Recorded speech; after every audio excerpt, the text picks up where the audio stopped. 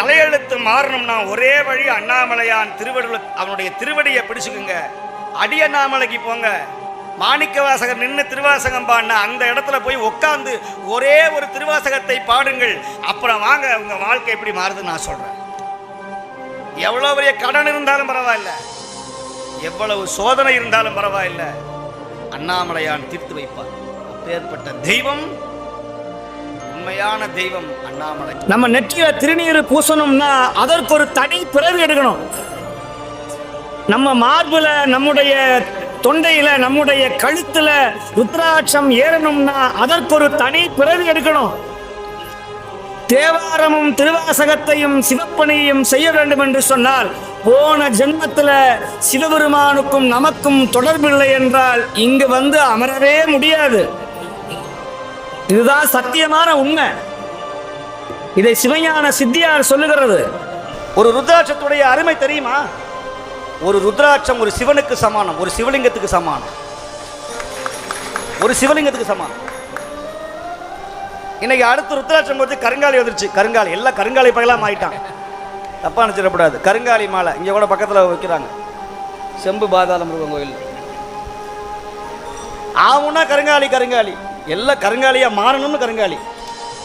என்னடா ரகசியம்னா, இது போட்டால் இதெல்லாம் சாப்பிட முடியாது, ஊர்வனை நீந்துவனை பரப்பனை, அது போட்டால் எல்லாம் சாப்பிடலாம் அப்படி சொல்லிவிட்டான்.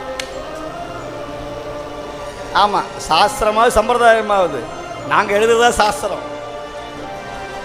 இப்போ அது போச்சு. அடுத்து செங்காலி ஒன்று இருந்துச்சு, செங்காலி மாலைன்னு ஒன்று புதுசா. ஆக கூட இருக்கிற மரத்தை வெட்டாமல் விடமாட்டோம். கடவுளை நம்பி பிழைக்கிற ஒரு கூட்டம் நீ திருநீரை பூசக்கூடாது, நீ ருத்ராட்சம் போடக்கூடாதுன்னு சொல்லி நிறைய கோயிலில் இருக்கிற ஒரு சில புரட்டுவாதிகள், ஒரு சிவனடியார் ஒரு பொம்பளை ருத்ராட்சம் போட்டிருந்தாங்கன்னா என்னம்மா ருத்ராட்சம் போட்டிருக்க அப்படின்னு கோயில் பண்ணுற பூசாரியே, கோயிலில் பண்ணுற அர்ச்சகரே சொல்கிறார் போடாத அப்படின்னு. இந்த அம்மா சொல்லுது, என்னங்க ஐயரே சொல்லிவிட்டாரு அப்படின்னு கழட்டி எறியுது. இது எங்கேயும் இல்லைன்னு சொல்லுங்க பார்க்கலாம். ஐயா, சிவபெருமான் புகழ வளர்த்த வேண்டிய நீ என்ன பண்ற? சிவனை கும்பர வரதே பெரிய விஷயம். நீ ருத்ராட்சம் போடாத, திருநீரை பூசாத. எத்தனை பெண்கள் ருத்ராட்சம் போடாம குடும்பம் நடத்தலையா? இல்ல வாழ்க்கையில உயர்லையா? நான் கேட்குற ஒரு கேள்வி, ருத்ராட்சம்ங்கிறது அது என்ன? சிவபெருமானுடைய நெற்றி கண்ணுக்கு சமானம் ருத்ராட்சம். நெற்றி கண் எதுங்க?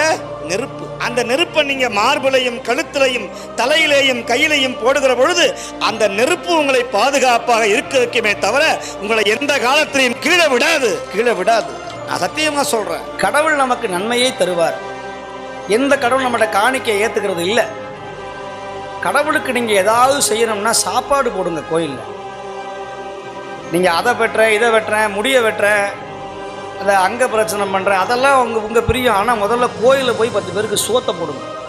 சைவத்தில் இப்படியெல்லாம் வரணும், எழுச்சியாக வரணும்.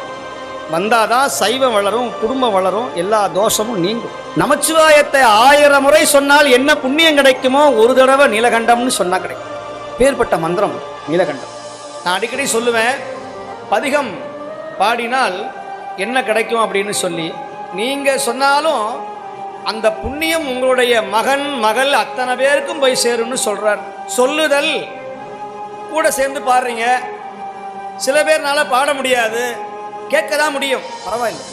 சொல்லுதல் சொல்லுங்க. சொல்லுதல் கேட்டல் வல்லார் அவர்க்கும், அவருக்குன்னா உங்களுக்கு, தமர்க்கும்னா உங்க பிள்ளைங்களுக்கு, உங்க பிள்ளைங்க பேரன் பேர்த்தி எல்லாருக்கும். அவங்களுக்கு மட்டும் இல்லை, உங்க சொந்தக்காரங்க அத்தனை பேருக்கும், உங்க சம்பந்திக்கு கூட போய் சேருமா. அவர்க்கும் தமர்க்கும் கிளைக்கும், கிளைனா சொந்தக்காரர்கள் உறவினர்கள்னு பேர். எல்லியும், எல்லினா நடு ராத்திரி, நண்பகல்னா மத்தியானம். எல்லியும் நண்பகலும் இடருங்கிற வார்த்தையே வராது, துன்பங்கிற வார்த்தையே வராதுன்னு சுந்தரர் சொல்லுகிறார். நம்ம தர இந்த விபூதியை யாராவது பேப்பரில் வாங்கினாலும் கூட அந்த பேப்பரில் என்ன எழுதியிருக்கோ அது நடந்தே தெரியாது. ஒரு அன்பர் சோதிச்சு பார்த்தார் என்கிட்ட இருந்த. அவர் குழந்தையே கிடையாது, 15 வருஷம் குழந்தை இல்லை. உடனே பேப்பரில் எங்களுக்கு நிச்சயமாக குழந்தை பிறக்கும்னு பேப்பரில் எழுதி எழுதி திண்ணீர் வாங்குவார். ஒரு வெள்ளை பேப்பரில் எங்களுக்கு நிச்சயமாக குழந்தை கிடைக்கும் அப்படின்னு சொல்லி அப்படியே வாங்குவார்.